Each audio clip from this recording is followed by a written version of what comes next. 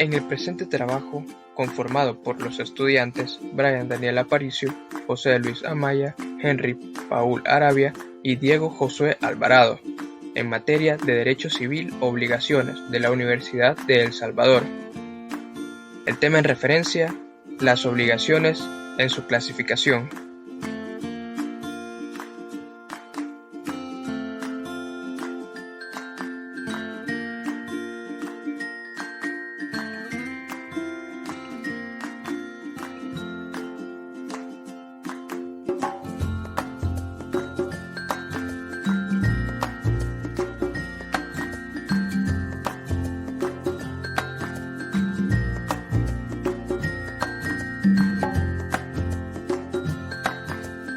Como primer punto, tenemos la importancia de esta clasificación. Las obligaciones, por su diversidad de acepciones, se es necesario clasificarlas, adoptando diferentes elementos y reglas de aplicación en cuanto a la forma en que cada uno genera sus efectos. Así, en el presente estudio, nos compete destacar las principales que a continuación se presentan.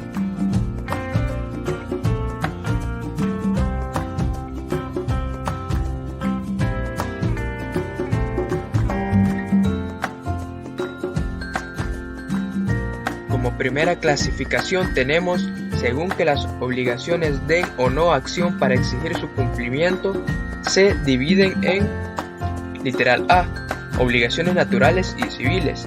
La definición destaca la característica fundamental de las obligaciones naturales, que a diferencia de la civil no es completa, pues no otorga acción sino únicamente excepción para retener lo que se ha dado o pagado por ella.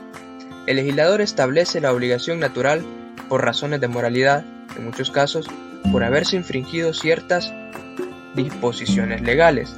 No puede amparar al acreedor dándole acción para exigir el cumplimiento, pero sí al deudor por un imperativo de su conciencia, y siendo plenamente capaz, paga, cumple un deber moral, de conciencia, y la ley no le permite el arrepentimiento y que pretende recuperar lo dado o pagado.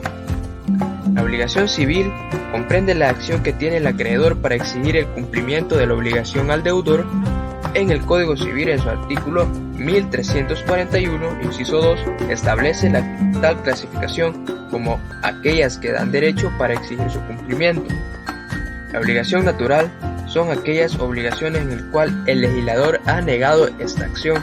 El artículo 1341, inciso 3, lo define como la que no confiere derecho para exigir su cumplimiento, pero que cumplidas autorizan para retener lo que se ha dado o pagado en razón de ellas. Posterior a ello, en el mismo artículo establece cuáles pueden considerarse obligaciones naturales. Como primera, tenemos las contraídas por personas que, teniendo suficiente juicio y discernimiento, son sin embargo incapaces de obligarse según las leyes, como los menores adultos no habilitados de edad. Como segunda tenemos las obligaciones civiles extinguidas por la prescripción.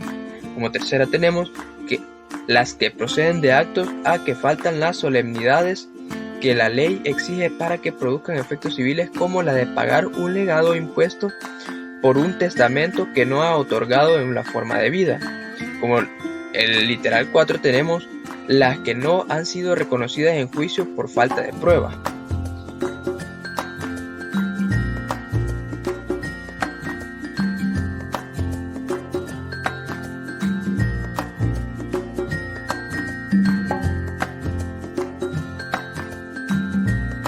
Clasificación tenemos en cuanto a los efectos al momento en que se producen, se clasifican en, literal B, obligaciones puras o simples y sujetas a modalidades. Obligaciones puras o simples, estas se evidencian cuando se producen efectos como normalmente se conoce, es decir, aquellas obligaciones sin modificación alguna, como por ejemplo la compraventa de un automóvil. Las obligaciones sujetas a modalidades son aquellas en donde se estipulan ciertas cláusulas que vienen a modificar los efectos de las obligaciones, ya sea una condición, el modo o el plazo. Las modalidades, por regla general, son accidentales al acto o contrato, como se verá en el número que sigue. Se caracterizan además porque modifican las normas generales en cuanto a la existencia, exigibilidad o extinción de la obligación. Tal es el objeto de ellas, como se dirá a propósito de su estudio particular. Las modalidades son maneras especiales de las obligaciones que modifican o alteran sus efectos normales.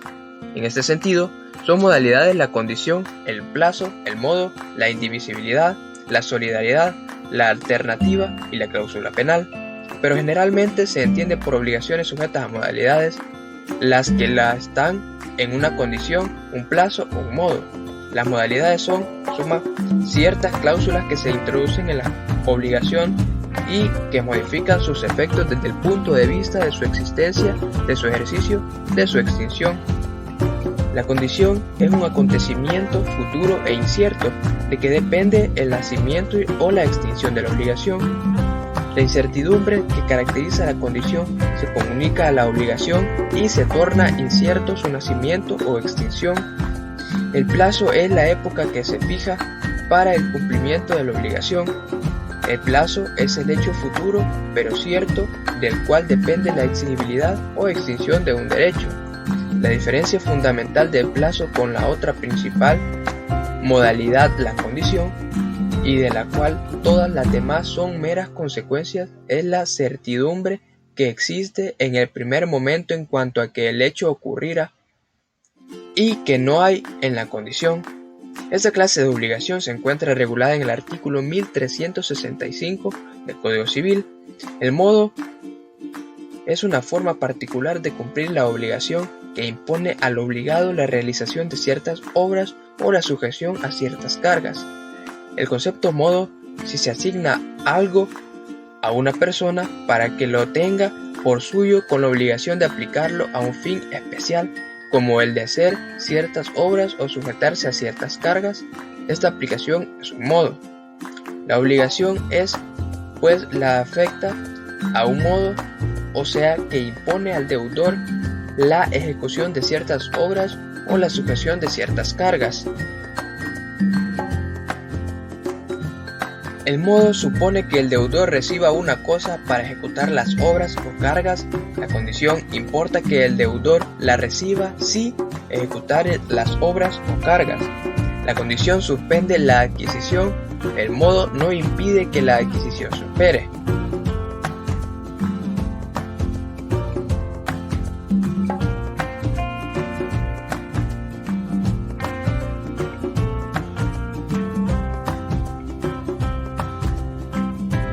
Como tercera clasificación tenemos el literal C, de ejecución instantánea y de ejecución sucesiva. En cuanto a la forma de cumplirse, se clasifican en obligaciones de ejecución instantánea y obligaciones de ejecución sucesiva. Las primeras son aquellas que se cumplen en un solo acto, es decir, por ejemplo, vendo un teléfono celular a Andrés, le entrego el teléfono celular a Andrés y cumplo con la obligación, una compraventa común. Otros ejemplos tenemos la donación. Ahora, cuando la ejecución es sucesiva y la fuente de ella es un contrato, este toma el nombre de tracto sucesivo. El arrendamiento, por ejemplo, las obligaciones que de él nacen son de ejecución sucesiva. Por consiguiente, el ejemplo, la renta de arrendamiento se va pagando sucesivamente y el goce de la cosa se va proporcionando sucesivamente. Otros ejemplos, la energía eléctrica, el teléfono y el agua. También puede revestir este carácter las obligaciones que nacen de una compraventa. Puede obligarse a entregar trigo por partidas mensuales que serán abonadas mensualmente. Esta clasificación tiene importancia respecto de la resolución. No hay lugar a ella en los contratos de tracto sucesivo, sino que se habla más bien de la terminación de los contratos.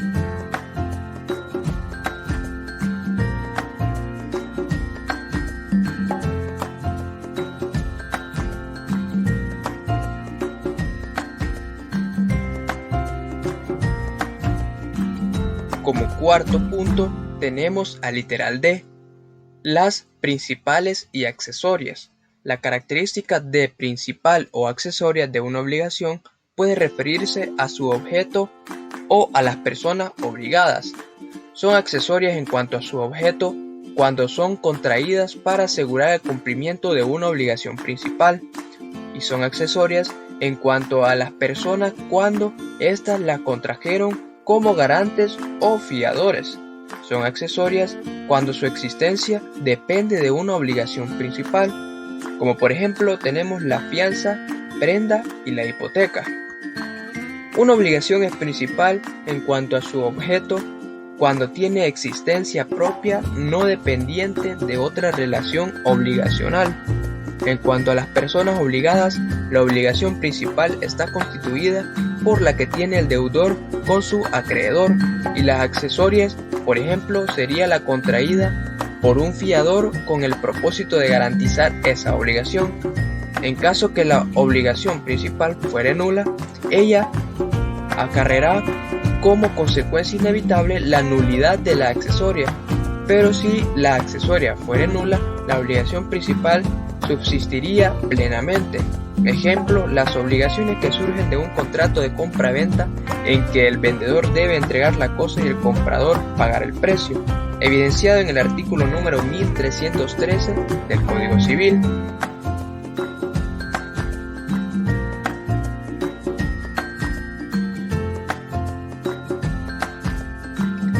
Como quinta clasificación tenemos el literal E, de sujeto simple y con pluralidad de sujetos, es decir, conjuntas, solidarias e indivisibles. De sujeto simple y con pluralidad de sujetos desde el punto de vista de las personas que intervienen en la obligación, lo más corriente es que intervengan dos personas, un acreedor y un deudor, pero también es de ordinaria ocurrencia que haya pluralidad de personas. Pedro y Juan prestan $100 a Diego y a Antonio, dos acreedores y dos deudores.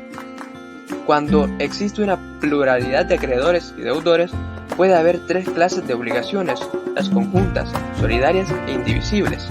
Como primer punto tenemos en la obligación conjunta deben de haber tantos vínculos jurídicos como personas. Ejemplo, si Pedro y Juan le prestaron $1000 a Diego y a Antonio, la obligación simplemente conjunta pueden exigirle a Diego 500 y a Antonio los otros 500.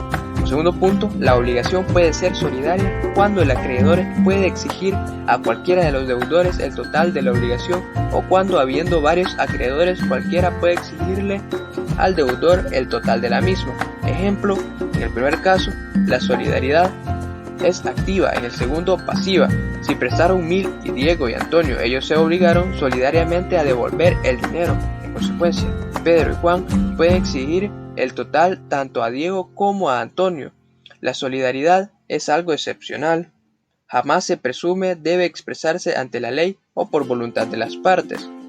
Esta obligación se encuentra regulada en el título 9 de las obligaciones solidarias en el artículo 1382, inciso 3 del Código Civil. Las obligaciones indivisibles, como tercer punto, son aquellas cuya prestación no es susceptible de división, ya sea física, intelectual o de cuotas. Como por ejemplo, la obligación de constitución de una servidumbre es por naturaleza indivisible.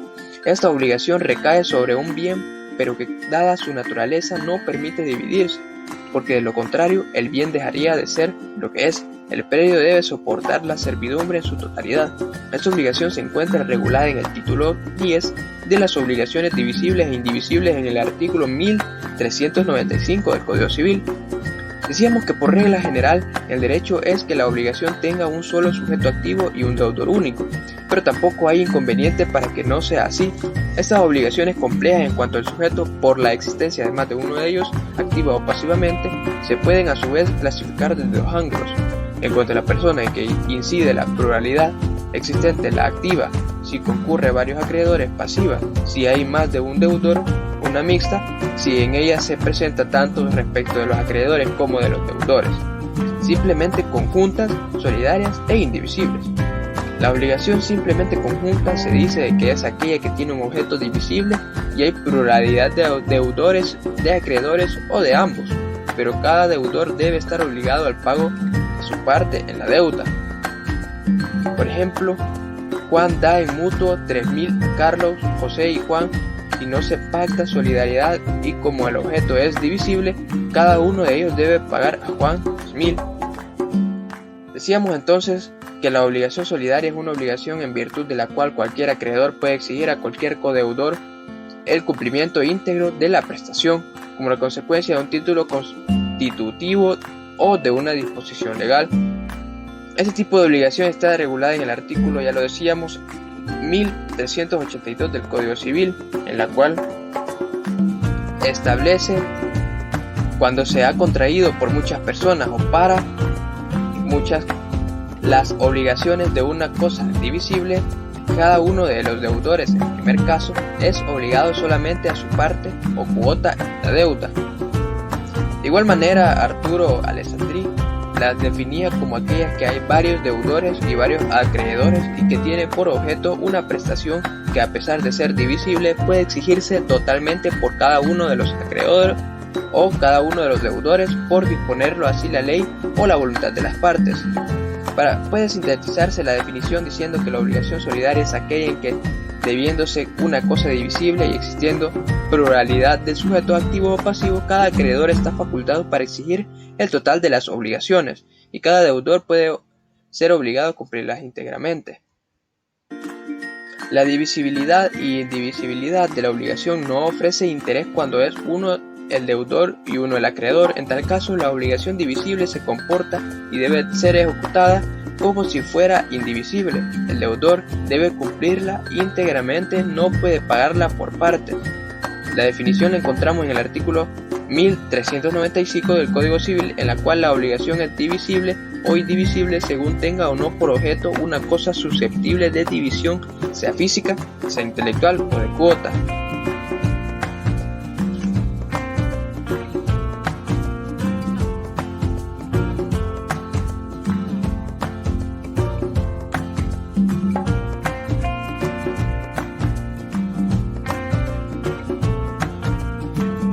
Esta clasificación tenemos el literal F, que son las obligaciones de especie o cuerpo cierto y de género. Ambos tipos de obligación corresponden a una clasificación de acuerdo a su objeto. Su importancia radica en saber sobre qué objeto material recae la obligación y las reglas de responsabilidad aplicables para cada caso. Las obligaciones de especie o cuerpo cierto son aquellas en la cosa debida se encuentra perfectamente especificada e individualizada. Estas obligaciones se cumplen entregando el objeto determinado y el deudor contrae además una obligación conexa de cuidar la cosa. La intención de las partes, al precisar cabalmente el objeto debido, es que la obligación se satisfaga mediante la prestación precisamente de ese objeto y no de otro. Por ese motivo, no podrá el acreedor reclamar otra cosa, ni el deudor pretender que el acreedor una diversa de la que se sabe, ni aún a pretexto de ser igual o mayor su valor. Por ejemplo, si Juan le debe a Pedro un par de zapatos marca Nike, su obligación es entregarle a Pedro esa marca de zapatos y de ese estilo. De lo contrario, Juan no estaría cumpliendo la obligación que tiene hacia Pedro. También tenemos que las obligaciones de género se cumplen entregando cualquier individuo del género determinado. El acreedor no podrá pedir un individuo determinado del género. Es decir, en este tipo de obligación, las cosas solamente se determinan por su género más próximo y su cantidad, o las partes pueden limitar ese género. Por ejemplo, tenemos que Juan le debe a Pedro un celular, pero nunca especificaron la marca, diseño, color, tamaño, precio, etc. Entonces Juan cumplirá su obligación de darle a Pedro un celular, sin importar sus características, ya que nunca las discutieron o especificaron que serían parte de la obligación. En el título 8 de las obligaciones de género, artículos 1379 y 1381 de nuestro Código Civil regula lo relativo a las obligaciones de género, brindando primera la definición de una obligación de género, la forma en la cual ésta debe cumplirse y la forma de extinción de dicha obligación. La obligación de especie o específica o de cuerpo cierto es la primera en que el código debido está determinado tanto en género como en especie. Las de género, aquellas en que se debe indebidamente un individuo o una cantidad de cosas de una clase o género determinado. La importancia de esta clasificación radica en que la distinta forma de cumplirlas, en la obligación que como consecuencia de ello se impone al deudor específico de conservación y en que la posible extinción de las primeras por pérdida de la cosa debida. Género de obligación. Esta obligación se encuentra regulada, ya lo dijimos, en el artículo 1379 del Código Civil y la define como aquellas en que se debe indeterminadamente un individuo de una clase o género determinado. El género debe estar determinado y además la cantidad del mismo se debe y así se dijera que se debe trigo sin señalar la cuantía. Podría pretenderse cumplir la obligación entregando 1 gramo del mismo. Ahora bien, en la obligación genérica de la obligación determinada puede irse haciendo cada vez mayor hasta llegarse muy cerca de la específica. Para algunas legislaciones y autores modernos constituye una verdadera obligación indeterminada o intermedia que participa de los caracteres del género, pero también de la específica.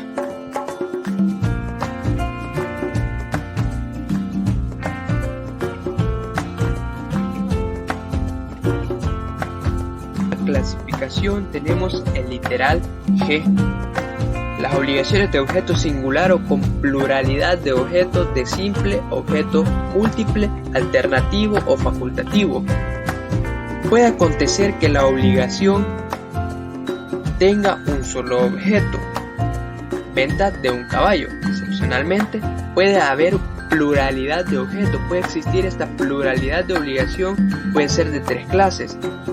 Se llama obligación de simple, objeto múltiple, es decir, son aquellas en donde se deben copulativamente varias cosas, de modo que el deudor se libera de su obligación.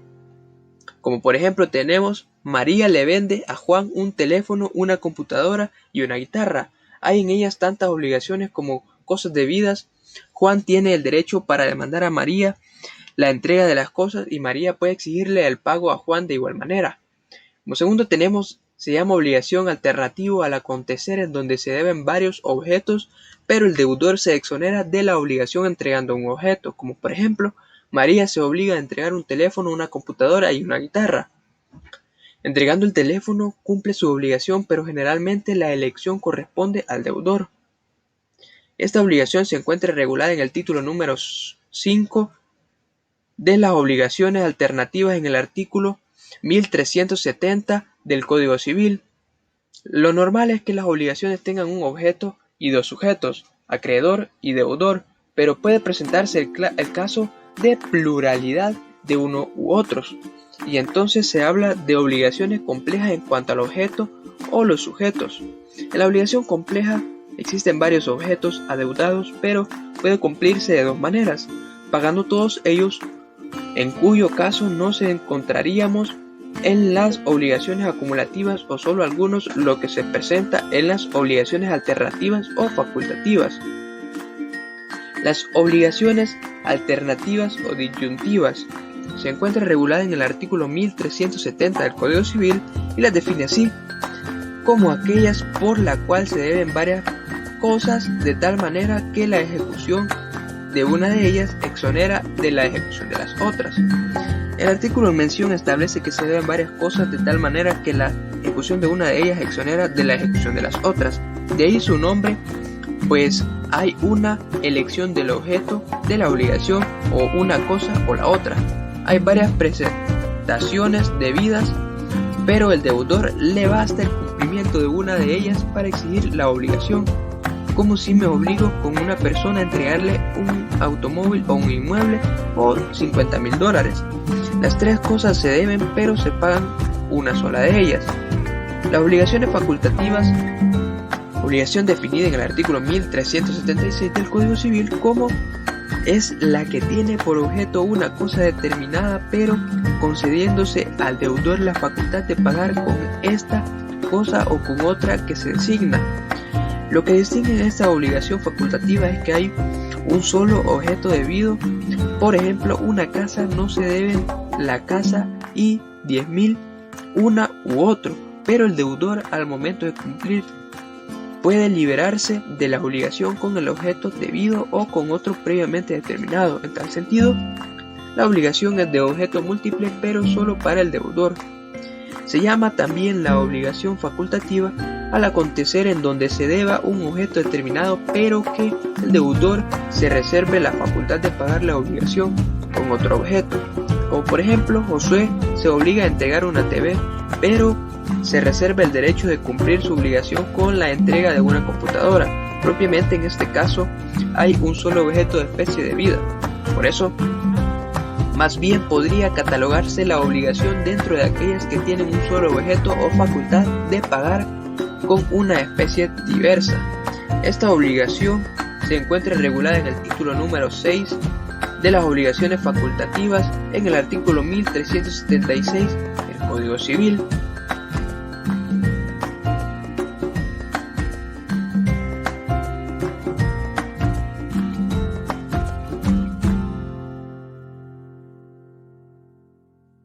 Octava clasificación tenemos el literal H, las obligaciones de dar, hacer o no hacer. Esta clasificación de obligación se ve a la luz en el artículo 1309 del Código Civil, en el cual define a los contratos y establece que las personas se obligan para dar, hacer o no hacer alguna cosa. Nuestro Código Civil padece de la misma confusión que el Código Civil chileno en el uso de los términos dar y entregar. Luego tenemos los conceptos doctrinarios de la obligación de dar. Si el lenguaje popular dar equivale a donar, en derecho su significado propio es muy diverso. La obligación de dar es la que tiene por objeto transferir el dominio o constituir un derecho real. Dicho de otra manera, es la que nace de los títulos traslaticios de dominio y demás derechos reales, como por ejemplo en la compraventa, en que el vendedor se obliga a dar una cosa al comprador, esto es, a transferirle el dominio de ella. Luego tenemos la obligación de hacer. Doctrinariamente, la obligación de hacer es la que tiene por objeto la ejecución de un hecho, pero de acuerdo a lo anterior expresado, este hecho en nuestra legislación no será nunca la entrega de una cosa, porque a tal caso la obligación no es de hacer sino de dar. Por ejemplo, la obligación de hacer: construir un edificio, transportar una mercadería, ejecutar actos conferidos en un batato, prolongar, limpiar y ensanchar un canal, otorgar una escritura pública, etc. La obligación de no hacer.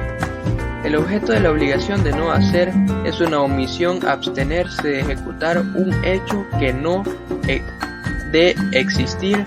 La obligación podría hacerse es como una limitación a la libertad de actuar de una persona, que debe privarse de hacer ciertas cosas que normalmente a no mediar la obligación podría llevar a cabo. Un ejemplo es obligación del arrendatario de no subrentar el inmueble objeto de arrendamiento.